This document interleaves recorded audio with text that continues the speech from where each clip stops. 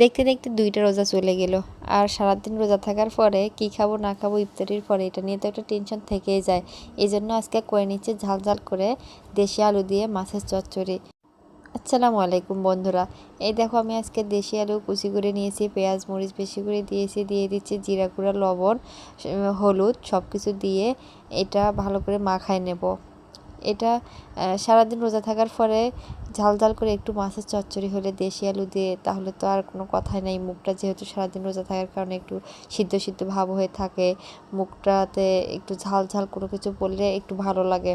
কার কাছে কেমন লাগে জানি না, তবে আমার কাছে একটু ঝাল ঝাল তরকারি হলে খুব ভালো লাগে। এই জন্য দেশি আলু দিয়ে দেশি দেশি মাছ, পুঁটি, মোল্লা সব কিছু মাছ দিয়ে একটু মাখাই নেব। তেল বেশি করে দেব, টমেটো দেব, দিয়ে একটুখানি পরিমাণ মতো পানি দেব।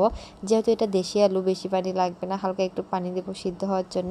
পরিমাণ মতো পানি দিয়ে ঢাকনা দিয়ে ঢেকে এখন এটা রান্না করে নিয়েছি। দেখেন একটু ধনেপাতা দিয়েছি, কালারটা কিন্তু সুন্দর হচ্ছে। দেখতে যেমন লোভনীয়, খেতেও মনে হয় এতটা লোভনীয়।